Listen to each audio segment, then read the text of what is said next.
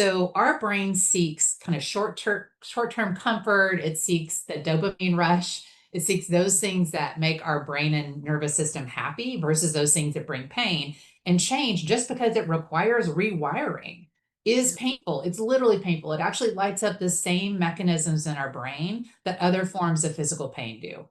So Hmm. it's already working against us a bit. And so understanding like it's very natural and normal to feel resistance to that change and know that you're going to do that. So being aware of that, I think, is really important. Hello, everyone, and welcome to the podcast. Today, we're talking change, individual change, meaning how do we make transformations in our own life, and also how do we drive change in our businesses and our organizations. And today, you get to hear a conversation I had with someone who has real expertise in both, Dianne Armstrong. Dianne is a seasoned leadership development executive, executive coach, and a transformation advisor with more than 30 years of experience working with global Fortune 500 companies to strengthen leadership capability and to lead enterprise, meaning organization-wide change, which if you've tried it before, you know how challenging it is. She has led SVP and VP HR roles at Flex, McKesson, Neiman Marcus Group, PepsiCo, and Accenture, where she led large-scale initiatives in talent strategy, leadership development, and organizational transformation. Dianne has spent the past 15 years coaching senior leaders through high-stakes transitions, expanding their influence, and accelerating their readiness for bigger roles.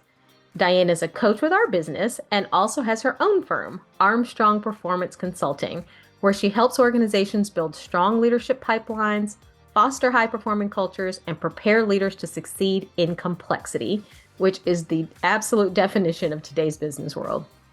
Dianne's approach, which we get into today, is so interesting. She integrates neuroscience, somatic principles, which is that mind-body connection, and just practical strategies to help leaders lead with clarity and impact. Dianne also teaches leadership in the Executive MBA program at the University of Texas at Austin and serves on the advisory board for the UT Center for Leadership and Ethics.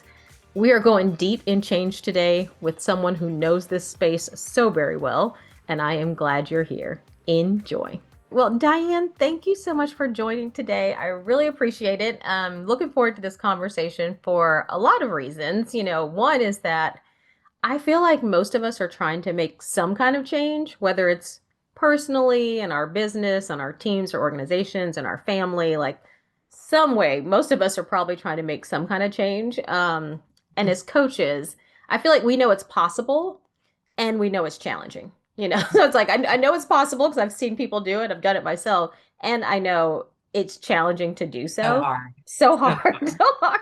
So hard. I'm looking forward to exploring from your background, your perspective, just kind of learning from you about how to do this and, what I can do differently, what we can all do differently going forward. So thank you so much for joining. I appreciate it. Thanks for having me, Arlene. I'm so excited to be here. And this, as you know, is one of my favorite topics. So we'll have some good conversation about this. Yes, I am looking forward to it. So let's just jump in. Like you've led transformation at the individual level through a lot of your executive coaching. You've done it at the organizational level through your roles and organizations. Like, what drew you, like you even saying it's your favorite topic, what drew you to this work in the first place, do you think? Yeah, I'll be really honest. I didn't have a lot of choice when I first started doing this work. So Yeah. I started straight out of school into Big A consulting, or what used to be Big A consulting. I'm aging myself a little bit with Yeah. that term. But I started off at Accenture, and I was really lucky to very quickly be participating in large scale business transformation. Mm-hmm. Of course, companies will often bring in a consulting company to help do something that either they don't have the resources or time or knowledge or skills to do internally. So you're often brought into these really difficult, complex transformations companies are trying to make. And very early on, I had opportunities to be in change management roles and org design roles and defining talent strategies and business processes and kind of doing these massive transformations, sometimes as much as 20,000 employees that we'd be trying to move from kind of like point A to point B in terms of Yeah. really significant shifts and changes. And so it's exciting work, is really challenging work. And I kind of moved from major workforce transformation to major workforce transformation over 12 years at Accenture. So I did it for a long time. And of course, they're going to give you just more and more challenging projects the Of further you course. go on. So I got a lot of really fun experience doing that. And one of the things that you start to notice is when are these successful and when are they not successful? And it was a really interesting thing for me to grow and learn over those years. It wasn't just about the setup of the project, although that's always a factor. Mhm. Did they put the right resources against it? Did they have the right focus? Are they making it a priority? Are they putting aside the right budget for change management and training and those kinds of things? But it was also the leadership. And who Mhm. did they pick to lead the transformation? And did they do the right enrolling of peers and people across the organization or higher level executives and getting those people to play the right roles? Are they being change champions? And you started to see what behaviors and skills and capabilities at the leadership level led to successful transformation or not so successful transformation. So Yeah. this is a bit of a thing that I gained over time. I know you've seen this over time as well. You start to be like, oh, this is interesting, right? You start to see these Mhm. trends. You start to understand how important the role of leadership is in transformation. And so that was something that started me interested looking at leaders. And I moved on to PepsiCo. And at PepsiCo, I was in talent management roles and HR roles. And I got the great opportunity to be certified in assessments and start doing work with individual leaders and leadership teams more and more and more. And again, was really struck by how important it is that we build the right skills and capabilities and leaders and teams when it comes to things like transformation and how important it is that personal transformation keeps happening for leaders over their careers. And that, of Mhm. course, was just my own transformation. And like you, I've had a lot of leadership positions over the years. I was in corporate for over 30 years in 5 different companies and VP and SVP jobs. And I know how hard it is to sit in these really complicated roles. There's a lot of pressure, there's high stakes, and you're trying to get better every year at what you're doing and how you're doing it. And that can be really hard as well. There's a lot going on and Yeah. you're just trying to make it through the day sometimes, but you're also realizing like, I need to show up differently. I need Mhm. to try or do this thing in a new way. So all of those things really interested me. And so it became kind of an area of focus and study for me over time. I do have Yeah. a funny story just on the on the Please share. things you shouldn't do. So I would say, gosh, it was just a year before I left Accenture. I was on this really, really challenging transformation, and all the names have been changed to protect. But I had been pulled into this situation that was I don't know, something like a massive, massive transformation that was really important to the company. It was a turnaround situation, and I had been asked to come in and lead a large portion of this. And I had just met with the team. It was not in town, so I was flying every week for it. I had kids who were in middle school at that time, and it was a lot. We were meeting till 10, 11 p.m. every night and learning a whole new cast of characters, a whole new client, a whole new set of partners and team that I was working with. And so it's Friday night. I'm flying home. I'm exhausted.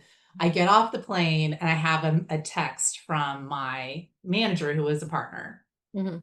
who said, I need to talk to you. Call me as soon as you get off the plane. And Mhm. I thought, it's 11 at night. I, Right. I felt like I walked a mile to my car. Like I was just exhausted and done and over. And so I call him and he says, I really want to know right now is whether you're the chicken or whether you're the pig. And I was like, what? So my Like, brain is just like, I feel like my brain is leaking out of my ears at this point. And I'm like, the chicken or the pig? And I said, I'm sorry, Sam, not his name. I was like, I don't know what we're talking about. Does it have to be a farm animal? Can I pick some other animal like a dog or a dolphin? He's like, no, right. get it. This is about commitment. He's like, Yeah. we're at breakfast. The chicken lays an egg and the egg is used for breakfast and the chicken walks away. If you're the pig's fully committed. And I was like, you mean like because they're dead? Like, it's like, is that the Exactly. metaphor we're going with here? Is That's that so exactly what he committed? means. Yeah, that you're not going to survive. You're willing Yeah. to give up your life. I was like, that is it. So just the whole conversation stuck with me because I was like, you have to be kidding. I had this leader calling me 11 o'clock on a Friday to have this chicken versus pig conversation. And it's just to me, it's such a great example of how we've got to do better, right? And of course, this is Yeah. 15 years ago. So I know Yeah. things have evolved, Right. But we do hear, you and I both hear these Yeah. crazy stories all the time Mhm. where it's like, okay, as leaders, we have to find ways to get better at bringing along people and making change happen. And these crazy stories still pop up all the time. Yeah, yeah. I wish it was less common, actually. I So what know. did you pick, Diane? You didn't tell me, were you the Yeah, chicken or well, of course, their right answer was pig. But I right? was like, but I actually said to him, like, are you really going to make me tell you that I'm a pig in this conversation? Like, is that what you wanted me to say to you today? Yes, that's No, what he I mean, wanted. he kind of laughed, but I was like, this is just crazy. Yeah, and to text and say, call me as soon as Yeah, you get call me there. immediately. We have to have the chicken and pig conversation. I hate that I know that analogy, actually. No, I knew you did the minute I saw the look on your face. You were I like, hate no, that I I know know you're that. going to do this.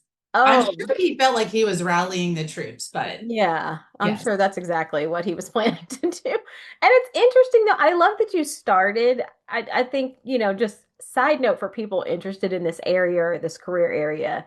Mhm. I've worked with, a lot of people in these spaces, and I think the training that leaders get in consulting early on really does pay dividends. Now, I also hear from those experiences how, like what you were saying, like the late nights, the travel, I don't know how much of that's still true or not, but definitely I think among our cohort, that was the experience people had. Um, Yes. and it just seemed to really, there's like a method in consulting around how you do change, how you do transformation. So I always felt like when I hired people on my team that had that background, it Mhm. really added a lot to us as a team because you just learn so much and you get to see it done, like you said, so many different places. I think it really builds a skill set. It's hard to build anywhere Yeah. else. So I love that you had that experience. And for people who Mhm. want to do something similar, I think that really is that can, I mean, it wasn't my path, but I think it can be an accelerator just from the people I've worked with and Absolutely. hired for sure. Accelerator is a great word. And by Yeah. the way, I loved consulting. I mean, I did it for 12 years because I loved it, but it Yeah. was drinking from a fire hose every single day, which had Yeah. its benefits and it also had its detractors, right? Yeah. So I think you're right. There's so much to be gained. I learned so much. I feel like I had degrees worth of knowledge in the I years agree. that I was at Accenture. And then I was able to take and apply it at a lot of other companies. So I am Mhm. actually a big fan of people spending some amount of time in consulting because I think you Mhm. gain some really powerful skills that way. Yeah, I've learned a lot from this consulting group. This is a consulting crew. I didn't do it, but I've learned so much from Mhm. yourself and others who did have those experiences. So you've been in change for a long time. So I'm curious on how your perspective on it has just evolved over time. Like what do you think now maybe that you didn't before or vice versa? Like what are you thinking today as opposed to maybe when you first started in this area? Yeah, so like many of us that work in the change management space, I started off with the typical kind of change models and change curve and change impact assessment. And then you do a stakeholder management assessment, and then you do a stakeholder management plan, you create a communication plan, you create a change plan. By the way, I think all of those things are still fantastic. Like the methodology around how you do change management in a structured, planful way, I think is incredibly powerful. But we did, and we learned a lot even about the psychology of change at that time, which was often based on the change curve. And all of that was good and helpful. And I used it for many, many years and I still use it. But how my mentality changed was really about, I'd say 10 to 12 years ago, when the neuro leadership and neuroscience started getting integrated into business world, basically. Mhm. We started learning more about how neuroscience and your brain wiring affects your productivity at work. It affects how you learn. It affects your ability and willingness to change. It affects a lot of your leadership. It affects so many things. And I really nerded out on it. So Yeah. I went and got a certification in neuro leadership. And to this day, I would say half of my reading is based in neuroscience and somatic principles, which is more about trauma theory. Um, as well as kind of your more traditional psychology of change and leadership, Yeah. science, et cetera. So I have gained a lot of respect for what is happening subconsciously, as Mhm. well as the process that we're trying to manage in the kind of the more conscious space. So for me, there's a whole dialogue going on that we're often unaware of based on our history and our past, the experiences of our childhood, the experiences of our culture, but Yeah. also just our wiring. Some people are wired to be more protective and to be more kind of fearful and resistant, and some people are less wired to do so, but we're all wired to resist change initially. And so really understanding that and what factors can affect that, and then what are things you can do to help people be more change friendly, less resistant, more willing to try new things has been super interesting to me. And so being aware of and managing both of those layers has been something really new to me in the last 10-ish years. Yeah. Yeah, I could see that. Yeah, and also I could see it could build more empathy around the change management when you really start to think about what's going on for the individuals that are involved. To your point, at the conscious level, but at the subconscious level, or just the level you, even if it's conscious to them, it may not be conscious to you. Like, so just that kind of, it builds a little bit more empathy, I think, for what people are going through as it relates to change, and empathy for how hard it can be. Yeah, I think it's such a good point. The empathy and compassion comes in when you realize how little you really know about the people you're trying to impact with a change. Like, you Hmm. just have no idea what is going on with them, Yeah. what their mental and inner state is. So often you hear leaders say, all I did was ask them to do X. I don't understand why they're freaking out about it. And you're like, well, first of all, that was the 300th change they've been asked to do that month, right? Right. Yeah. Okay, there probably are things going on in their home world, in their home life, and things that have Mhm. happened to them in their past experiences. You may have triggered something. They had a terrible boss 15 years ago, and Yeah. something that you did triggered that without them even knowing it potentially. Hmm. Hmm. So I think you're right. It's really complex, and it's important for us to keep these things in mind as we're planning change and we're implementing change. Resistance is normal and natural. The challenge is figuring out, how do I work with people and their resistance? And by the way, if they're resisting, it means they're on the change curve. If they're Right. completely ignoring you or Right. checked out, you're out of business, Yeah. right? I mean, at Resistance is least better than nothing. right. Yeah. At least if people are resisting, you're like, oh, okay, at least they're hearing me and they know Right. there's a change to resist, and Yeah. I'm already on the change curve, right? Yeah. Uh-huh. That's a very good point. So change is challenging, as we're saying. What do you think makes it so hard at the individual level? So, a lot of change we know that we can hear it from someone, let's say if it's an organization, and we can cognitively think that is better. Or you can think about it for yourself. You can say, you know what, I really feel like I should move from A to B. Like I can cognitively think through that's a good idea and that's better for me.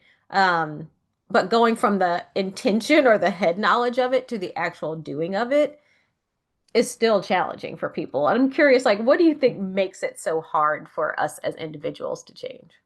Yeah. I mean, you and I deal with this every day as coaches. So many people that are engaged with coaches, this is what the nut they're trying to crack, right? Is like, I know what I need to do, or maybe I might have some blind spots I don't even know about.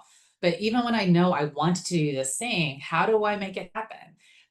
You and I could probably talk about this for days, because for everybody, it's very individual, but I will say a few things that I think are thematic. Hmm. So one is, not to harp on the neuroscience thing, but the way our brains are wired does matter.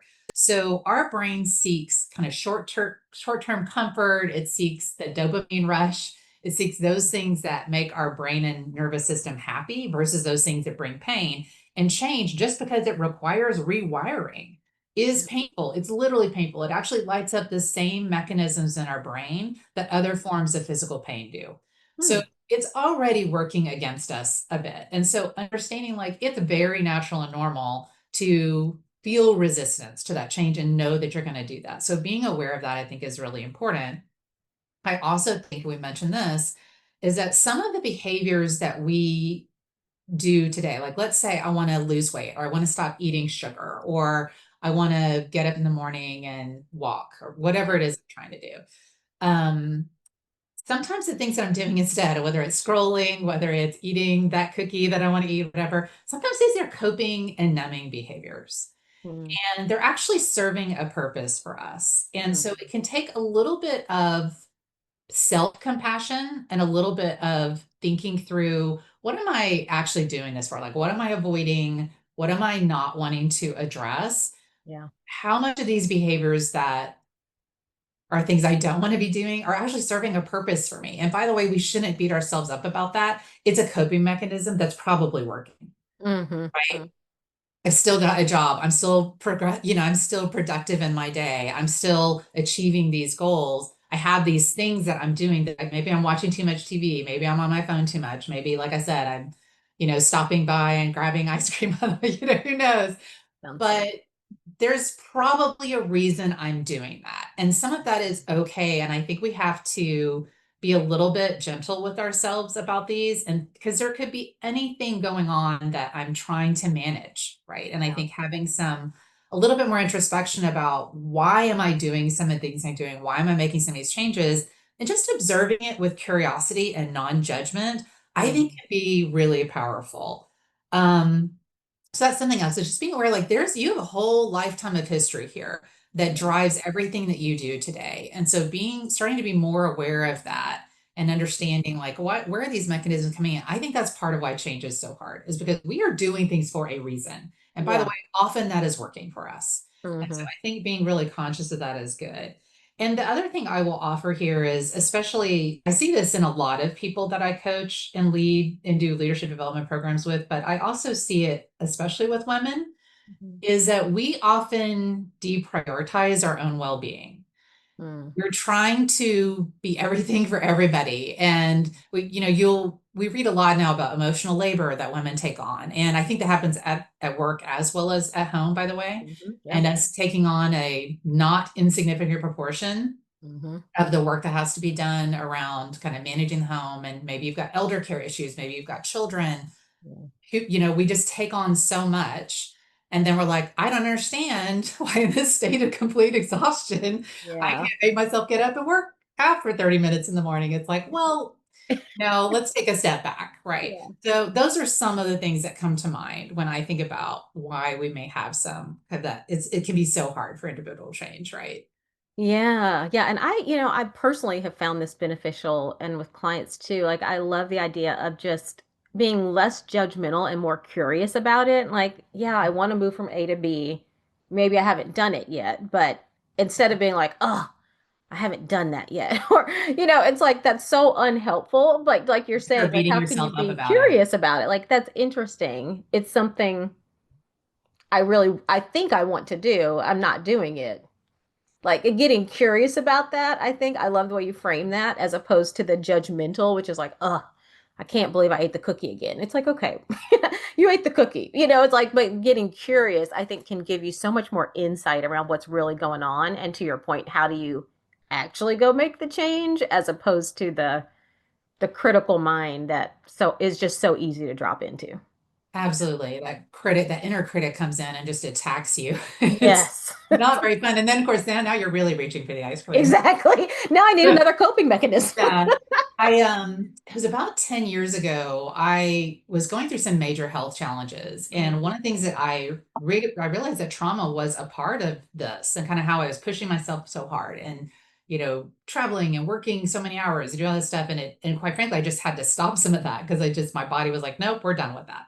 Yeah. And part of that process of healing was really paying attention to what I had experienced in my life and Mhm. what I was doing kind of in rote mode, not realizing like, oh, here's why I'm actually doing this. Yeah. Is I learned at some point in my life that I thought that's what I needed to do, right? Hmm. And so just unraveling some of that can actually be really powerful. A person be like, I'm trying to do this habit. I'm trying to change this thing about myself. And that's like, I hear you. And is there anything that it might be triggering from something that happened 15 years ago or 30 years ago or 40 years ago, right? Yeah. Not that you want to get into a therapy mode, although I actually do recommend if you have very important things you're trying to change and you keep hitting these stumbling blocks, therapy can be a great option. Hmm. But just realizing there's a lot going on that's outside of our conscious attention that can really affect our ability to make some change. Yes.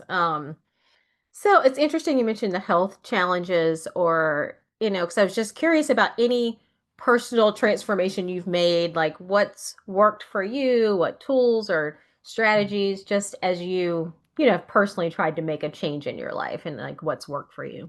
Mhm.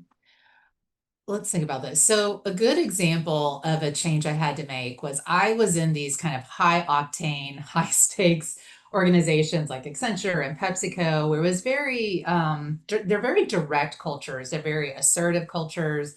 high learning. They're a lot of fun to work Mm. in because you're going 200 miles an hour. You're learning so much every day, and everyone around you is such a high performer. And but these very direct and challenging kind of high speed, if you will, kind of organizations. And I shifted to different organizations and Mm. leadership roles in those where they were kind of what we talk about as nice cultures, quote unquote, Mm. and a little bit different pace, right? And a different way of getting things done. They were very, not that Pepsi and Accenture weren't relationship based, they absolutely were, but it was a lot more like the relationship goes before the task Mm. in many ways. And we need to create harmony and we need to be really values aligned and make sure we're doing this in a very specific way. And it could feel very slow going for someone who had worked in different culture. And even the way that I managed my team and the way that I interacted with my key Mm. stakeholders, I was the head of talent management and I had to like redesign a lot of processes and bring a lot of new things in that people had never experienced before. So there was a really significant change needed in my style, right? I was used to being really direct, moving really fast. And, quite frankly, whether you and I spent time building our relationship was nice, but it wasn't fundamental to whether we got something done. Mm-hmm. Yeah. And so it was a very significant change for me. So I can mention a few things that I learned to do. And by the way, I learned a lot of these the hard way. Yeah. Right, because they're gonna be like, "Why does I feel like no one's giving me the information I need?" Is what Yeah. it does. And I quickly learned, like, okay, I just have to approach this completely differently, right? Mhm. And so I really learned to observe and to listen. And I brought in all those EQ skills Yeah. to really pay attention to how people were operating around me and what was working and what wasn't working, and asking for a lot of feedback. And people don't always want to give you feedback, but that can be Yeah. a really powerful thing is if Mm. you build a trusting relationship with someone and say, hey, I just really need some help. Like, help me Yeah. understand. You saw what I just did. What could I have done differently? And that was really eye opening Mm-hmm. and learning, like, oh, I actually need to reach out to all of these people before I even start talking about this new program I want to do. And Mm-hmm. I've got to build their trust that I know what I'm doing and that I know how to do it for this culture in this company in the right way. And Mm-hmm. that can be really a little surprising. Like, I think I went in with a bunch of assumptions like, hey, I've done this so many times in so many Mm-hmm. companies. And hey, I know how to do this and I've got all the tools and all the methods and all the knowledge. I mean, that's why they hired me. Isn't that the greatest quote? Yeah. Like, why do they hire me if they don't Right. use like all of it? But it's not the same. And every time you go into an organization, it's a huge learning curve. And that for me was a big shift because I had to slow down and step back and relearn and listen, Yeah. really gain an appreciation Mm-hmm. for this is how this works here for a reason, Mm-hmm. right? There's a history here, there's a culture, there's a cadence, Mm-hmm. and really paying attention to that, getting coaches and mentors and people that would help me think it through and realize, okay, I know I've done it 20 times this Yeah. way. This is not how this is going to work this time. And so what I need to do differently. So a little bit about a big change I had to shift. It changed my style, by the way, materially. Yeah, I Um, was curious about that. Like, do you feel like that has changed who you are today in any way? Big time. I Yeah. really significantly, which you would think it would be something you would take on for the amount of time that you're in that organization. But what Mm-hmm. actually happens is you learn to value that. Mm. And you learn like, oh, hey, this is actually a great way to do things. There are some things about a nice culture that are really great. And Mm-hmm. so that starts to actually be part of the way you operate. And then you start to value it and realize the benefit of it.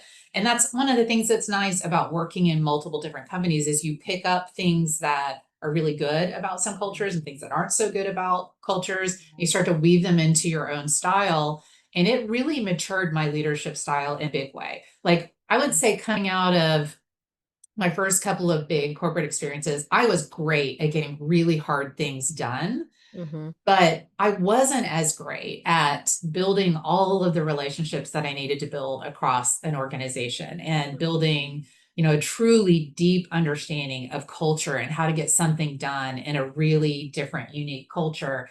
And I gained those skills and it changed me permanently as I did that. And it was very painful, by the Yeah. way, because a lot of Most changes. because what I thought was going to work Yeah. didn't. And Yeah. that was very painful. And so that learning process was really powerful and it taught me some just lifelong lessons. Yeah. Mm. That's interesting.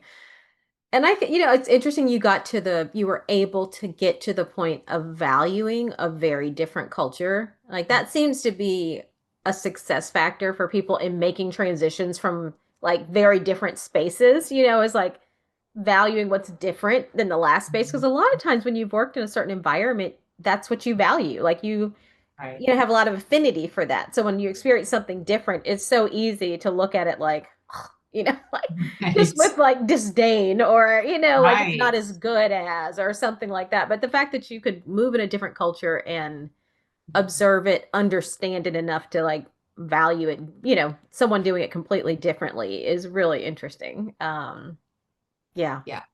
And of course, you're going to have preferences. I mean, to your Yeah. point, there are times you're like, gosh, I wish we could do this in a Right. different way than we're currently doing it. But Right.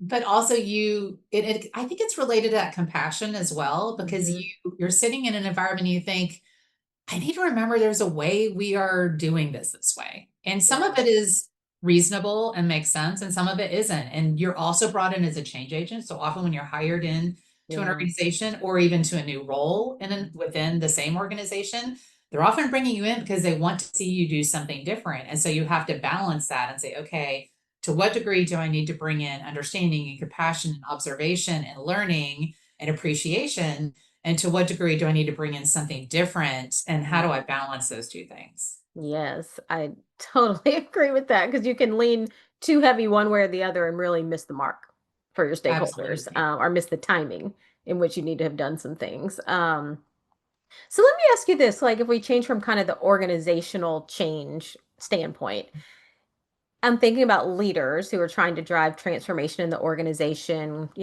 culture changes or just kind of large transformation, which you've done before. What do you think are some mistakes or things that, we do as leaders that don't help us out? Like, what are some mistakes you think in making like big organizational changes? Mhm. Well, to go back to kind of a older transformation tool, which is the change curve, which is still one of my favorite tools to Mm-hmm. use to talk about change. Our leaders tend to get ahead of their organization, even their own leadership team on the change curve, Mm-hmm. meaning they've been thinking about this change, they've been working with this change a lot longer than anyone else in the organization. And by the time they're tired of talking about it, the rest of the organization is just now starting the change curve, Yeah. right? And so, what I often will coach leaders on as change leaders is remember how long you've been thinking about this. Remember that it's obvious to you why we should be doing this. It's obvious to you that how we're going to measure this change, why it's important, what the burning platform is for this particular change, not for anybody else. And so, yes, you're going to have to communicate about this 17 times over the next 18 months. And yes, you're going to get tired of doing that. And yes, you're going to feel like, why can't everyone just do what I've asked them to do? Yes. Because they're just at the beginning of the change curve. Mm-hmm. So that is also where I often see change peter out. We all do, is that peer that was so gung ho about this change gets distracted with other important things. They feel like, hey, I've already talked about it. I already told them what we need to do. They're starting to make the change. I'm good to go focus on something else, which Yeah. is rarely, if ever, the case in reality. So I think leaders really underestimate how persistent and consistent they need to be Mm-hmm. in managing change. You have to get everybody all the way through the change curve. Yeah. And it actually has to be adopted and it has to be part of the air that you breathe before you can actually stop talking about it if it's a really important change that you want to sustain. I think it's also one of the reasons why we keep seeing these articles. I think the first article I saw on this was probably 30 years ago, why transformations fail. Yeah. Still seeing the same articles. Here's why change initiatives fail, why transformations fail. Well, it's still we aren't investing in everything we have to do to keep persistently keeping momentum, explaining why over and over again, re-enrolling people over and over again. So that to me is a big thing, just that persistence and not giving up and not stopping and not getting distracted and continue to talk about it even when you're absolutely bored out of your mind, tired talking about it. Yeah. So to me, that's one of them. And I think another one is involving more people in change. Mm. And I think, for people who use employee action teams, use change networks with change agents at multiple levels of the organization, and really give them roles to play to Mm-hmm. bring back ideas, to help them shape the change in the way that they're going to be experiencing that change. Yeah. I think that's really powerful. Yes, it's time consuming. Yes, you're having to get more voices in the room as you try to make decisions. And you do have to decide, what can I let them make decisions about and what can I not let them make decisions about? Mm-hmm. So a lot of leaders shy away from this because they feel like, we're just going to make a decision at the top. We're going to get the right people in the room. We're going to make a decision and we're going to implement it. And inevitably that backfires because they're the only people who really understood the history of why those decisions were made and what the vision that changes and why it's important. They're all on board, mostly. Sometimes they're not, but and Mostly, then yeah. and then now you have this organization that's like, what is going on and why are we doing this? And I don't want to do it. So I think the more you can slow down and involve more and more people, give them roles to play that are meaningful, give them some, this is kind of when we get back to that neuroscience, give them autonomy, give them control, give them pride in this process, you're going to see much better adoption over a much more sustained time frame. But yeah, it does take time to make that happen. Yeah, I'm guessing by the time this is published, there'll be at least 20 people listening to this that were just about to get 8 people in a room make a decision, make a decision, send out an email about it, talk about it in one town hall, and think it's done. Right. So, like, Exactly right. listen to Dianne. Don't do it that way because you're right. It's like it can feel like progress. I think as a leader of Yes. a team or organization, when you talk about it with your team and you get the name of the project and the logo or whatever and you send it out, it really can We feel send out like some t-shirts. oh God, I love a teacher. And you really feel like it feels like progress. You know what I mean? So I think it has its own adrenaline rush to it a bit. That's like that false adrenaline rush. Because to your point, yeah, you might be feeling like you're doing things, but the goal is like to your point, to get everyone through the change curve long term. It does require involving more people. It does take more time, but the impact is so much greater. It's worth it. But yeah, I'm guessing there's like 20 people listening today because Lord knows I've done it. It's like, oh, let's get us in a room and make that We've decision. all done it. Exactly. It's like There's also an energy element where you're like, do I have the energy to involve all of these people? And there's the an answer is energy part like, to it. yes, there is an energy part to it, but your willingness to do that is directly correlated with your ability to sustain the change. So Yeah. And if you it's don't have the energy, maybe it's not worth the change. right, You know right, what I mean? Like if you think, wow, that seems like a lot to get this done, then it's right. worth saying, is We this need to change change worth it? right now. Yes, it's such a great point. I mean, on that point, to build on that point, I also have noticed a trend over many years where it's kind of the change of the moment. Mm, And a leader will roll out one change, and then 3 months or 6 months later, we'll roll out another change. And we kind of forget about the last change that we rolled out. And now it's this new thing that we're going to roll out that everybody, and what that does is create a lot of change resistance organization. It also creates a lot of cynicism yeah. and disillusionment in the organization. And when I'm coaching leaders on these kinds of change leadership issues, I'm Mhm. saying realize that you're training the people who are most likely to help you in a change to not do that anymore. Mm, You're punishing your early adopters when you do that. wow. And you're teaching the people that don't adopt the change to say, I'm just going to sit here and wait, see what happens. Yeah. Those people that sit on the fence and are thinking, no, I'm not doing that. This is the 15th change this year. Mhm. So those people that sit back and don't do anything actually get rewarded Yeah. because you're like, well, this was hard and people complain. So I think we're not going to do it, or we're just going to let it fizzle out. And now we're going to go do this new thing. Well, guess who got punished and who got rewarded?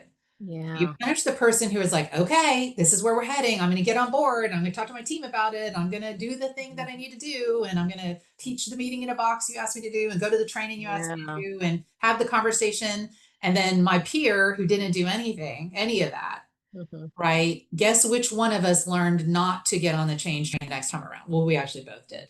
Yeah. Right. Yeah. Yeah. So I think that is something that we're not always aware of as leaders is you're teaching people how to adopt or not adopt change by the way that you manage change. Yeah, that's so true. Oh goodness. Yeah, inadvertently incenting what you don't want Yes. by Yes, doing it that way. absolutely. Yeah. Mhm. So let me ask you this, because we've talked about it a couple of times, so I'm not sure everyone knows. Just can you explain the change curve in general? Like when Yeah. you said getting people through the change curve, like what you're thinking about when you say that. So if someone does isn't familiar. Yes. So the change curve was based on research around the stages of grief, actually. Yeah. And that research came out in, I want to say the 90s at some time, maybe even a little earlier than that. And it was, people were really looking at what are the stages that people go through when they experience a change. So I like to use the example of having a new puppy. So Hmm. let's say you get a new puppy. This sounds like a great idea. And it Unless you've had one. probably, right, it probably is. I mean, long term, it's going to be great, right? Right. Uh-huh. But if you new puppy, new baby, a very similar situation, right? So, you get in there and you're a little uneducated about what the reality of having a new puppy is going to be. So the very first thing that's going to happen is a little bit of ignorance, right? So we get in there and we might be in a little bit of denial, a little bit of a, what is this really going to be look like? The puppy's so cute and we're so excited about having the puppy, Yeah. right? So this first stage is really just knowing and understanding what actually is about to happen. So we've got knowledge, and then we kind of hit this valley, and we kind of jokingly call it the valley of despair, because that's when the reality sets in. That first night with the puppy, when, when they've chewed your best pair of shoes Oh, and they're crying all night, and you've oh, had 2 hours Diane. of sleep, and you're like, oh, that's what we call being in the valley. So Yeah. every change, even a very, very small change, has a valley. And what we're trying to do as leaders and as change leaders is we're trying to make the valley as short as possible, and as, we don't want it to be really deep. We want to be Mm-mm. shallow and short. And Yeah. there's a lot of tools and techniques we can do to do that, but everyone's going to experience valley with positive change, positively perceived change, or negatively perceived change. So Mm. you're going through the valley, and what's going to happen, assuming you don't completely check out and take the dog back, Yeah. is that you're going to try things, right? You're going to see, like, well, what can I do to help the dog not cry so much? How do I train the dog? You're going to try different things and see what works and what doesn't, assuming you're still on the change curve. You're Yeah. going to talk to other people who have dogs. You're going to listen to podcasts. You're going to read Mm. articles. You're going to maybe go get some training. Like, you're going to start trying stuff and Yeah. seeing what works and what doesn't. And that's really the kind of starting to get into the trying and understanding and adoption side of this. And then as things get better, you're no longer being kept up at night by the dog. You're learning, to teach it tricks and how to heel and how to not bark when people come to the door and not jump on you. And so you're starting to gain a level of competence and confidence and pride. And you're really enjoying at that point having this companion. And so hopefully you're ending up at a spot that's higher than where you started, and you're starting to have kind of fully adopted and integrated this into your life. So that's kind of Yeah. a layman's way of thinking about the Mhm. change curve. I love that. That's such a good example. And so anyone who's had a puppy knows that is Yeah, 100% correct in your experience. right. I don't think there's anyone who's had a puppy that didn't think once or twice, I don't know if this is gonna Why did I do this? I Yeah. don't Which I think a lot of know. leaders think as they get into a change. They're like, I did not expect this to be this painful. Exactly. It's Yes. like, oh, this is a bit much, actually. Okay, thank you. Just in case someone wasn't sure Yeah, that's no, I how it love it. works, I think that's helpful to just to have an example of that. So Diane, what's one tool that you use with leaders sometimes who are looking to make, a significant personal transformation? Hmm. It's so interesting, especially as I can coach and consult with leaders who are kind of in the last 10 years of their career. Mm, They're really interested in talking about purpose.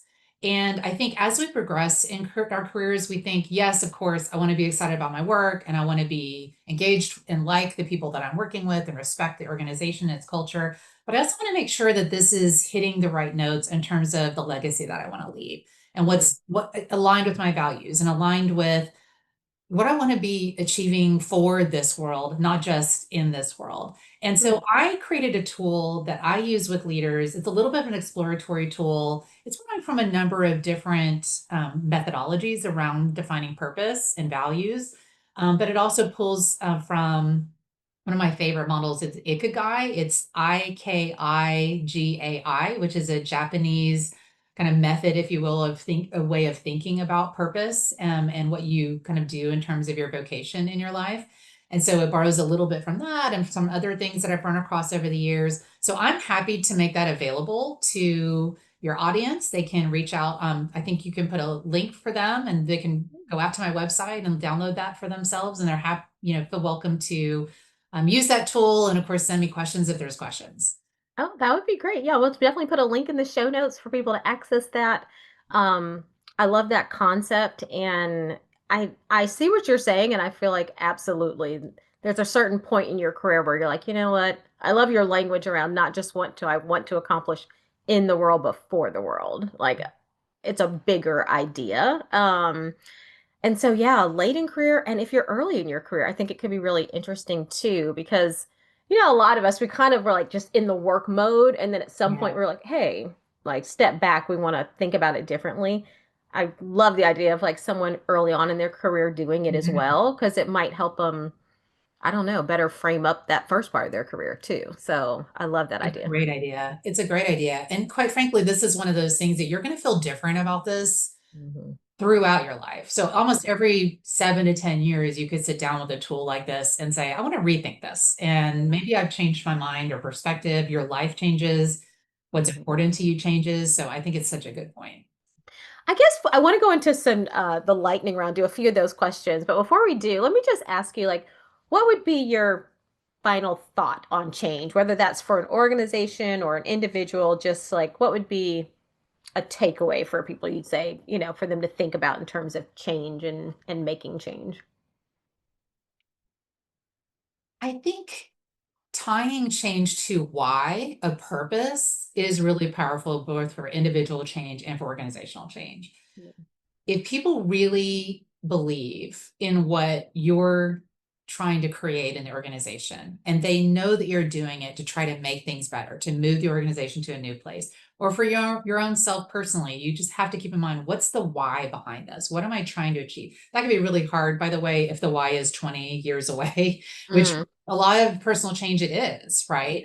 yeah. But what is the why that's going to be enough of a why that you're willing to take on the pain?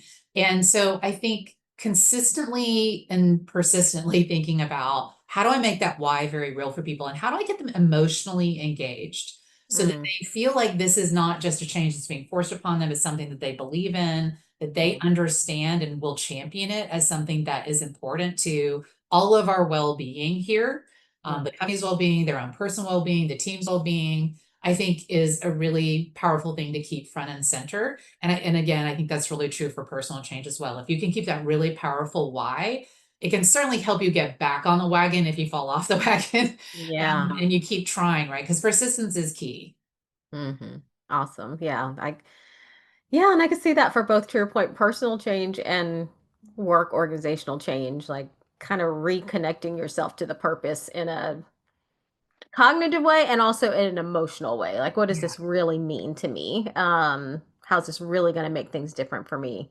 Could be helpful. And I Yeah. think is Heart helpful. and mind. Yeah, heart and mind for sure. Welcome to Anelra.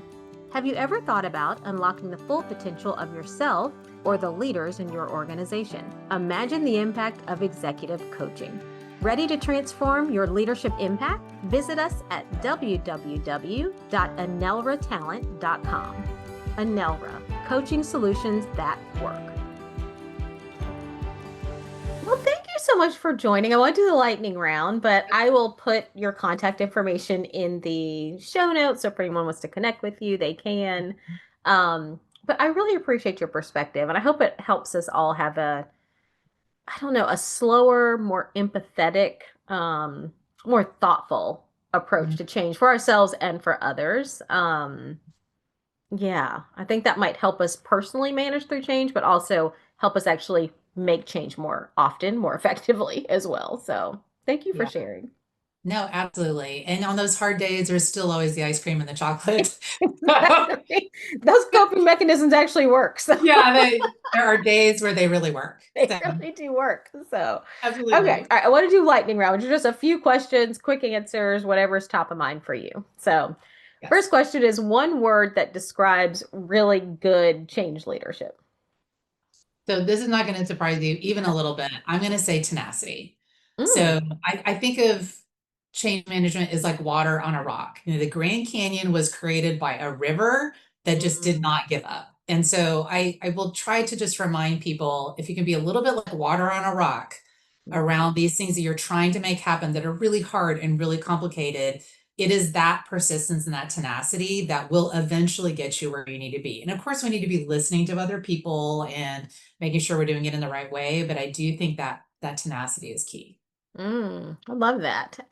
Okay, what is a resource you'd recommend on change or transformation? Book, podcast, anything that you'd recommend if people want to learn more?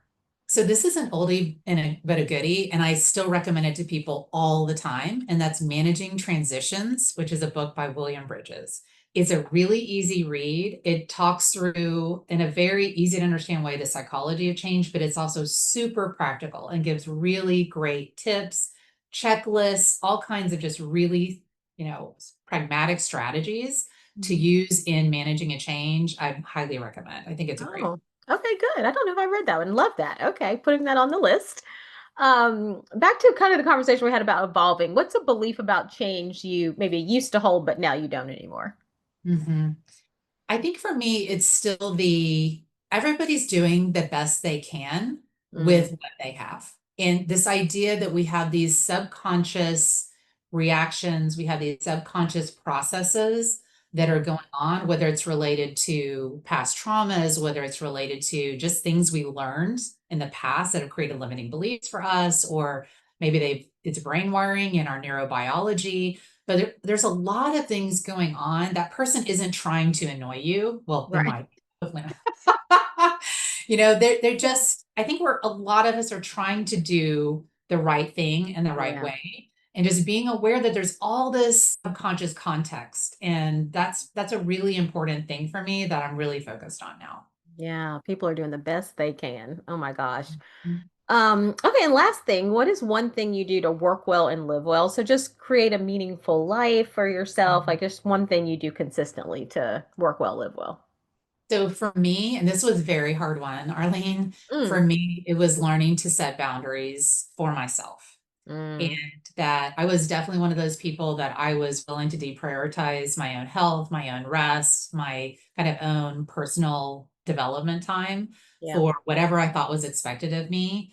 And so that's been a really significant journey for me over the last, I'd say, 15 to 20 years. And so for me, it's boundary setting and Mm, figuring out how to do that in a way that everybody feels good about it, but that it actually creates space for you mm, to have the kind of life that you want to have and the right balance for yourself.